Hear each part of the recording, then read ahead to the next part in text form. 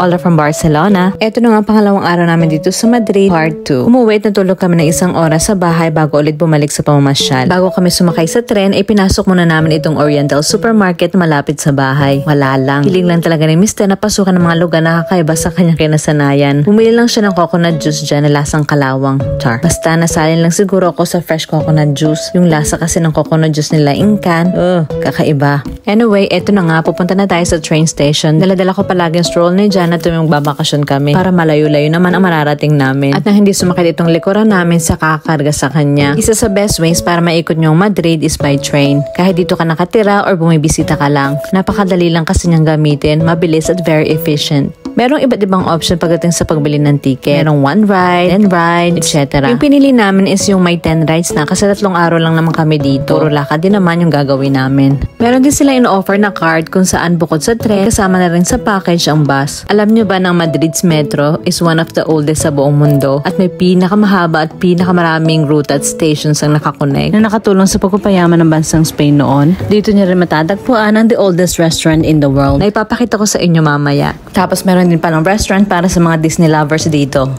Habang naghahanap ng bagong sapatos yung isang birthday daddy na kasama namin, pinasok namin ni Julia itong bookshop na nagbebenta ng second hand or gamit na libro. Binilhan ko sila ng kapatid niya ng tig-isa. Lately kasi nahihiligan ni Julia na magbasa. Napansin ko naman itong pulang tuktok na nakaparada sa labas. Kahapon marami ako nakitang kulay blue. Na-curious talaga ako kaya ginugol ko. Kasi hindi ako aware na meron pala nito dito sa Madrid.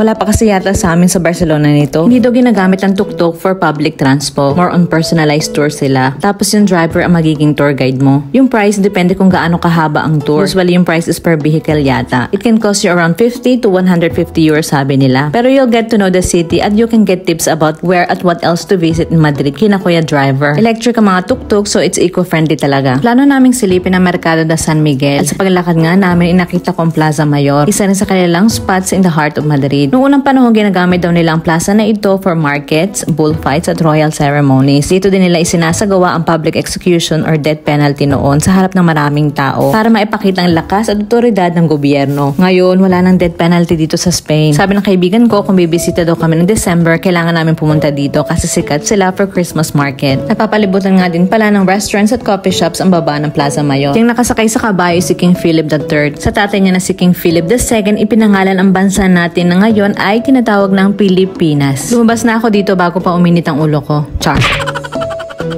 Andito naman tayo ngayon sa Mercado de San Miguel. It's a must visit daw para sa mga food lovers. Dito pwede nyo makilala ang Spanish cuisine. Maraming iba't ibang food stalls. May nag-o-offer ng seafood. May nag-o-offer ng seafood, cheeses, tapas, meat, pastries, at alak. Agaw pansin ang mga olives nila dito. Ang gaganda nilang tingnan. Kasing ganda ng bibili.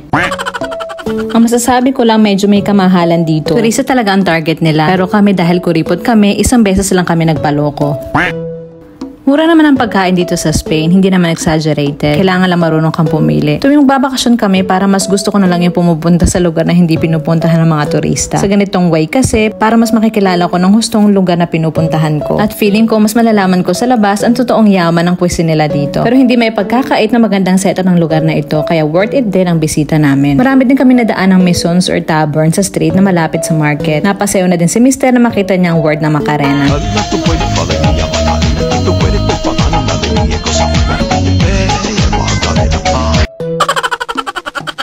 Napadaan naman kami sa harap ng Butin Restaurant. Ito ang pinakamatandang restaurant sa buong mundo. Ayan nga, para maniwala ka, may certificate pa from the Guinness World Records. Sabi ng mababait kong followers from Madrid, kailangan mo magpa-reserve 2 to 3 weeks bago ka makakain dito kasi palagi silang puno. Marami kami pinasok na tindahan. Naghahanap kasi kami ni Mr. ng ireregalo sa birthday daddy na kasama namin. Ito nga pala mga typical na sapatos dito sa Spain. Natuwa naman si Mr. na makita na itong second-hand store. Mahilig kasi siya sa mga lumang bagay. Pero dito, puro damit, bag, sapatos lang ang binibenta nila. Pinilit niya ako na subukan itong pulang sneaker. Sobrang mura daw kasi 12 euros lang. At mukhang bagong-bago pa. Kaya binili niya na kagad para sa akin. Bumili din kami ng 2 brand new shirts sa isang shop na malapit dito para iregalo sa kaibigan namin. Excited naman ang mga bata kasi dito kami magsa-celebrate sa isang restaurant na punong-puno ng Disney and Pixar characters. Ito ang Los Secretos de Lola or Lola's Secret in English.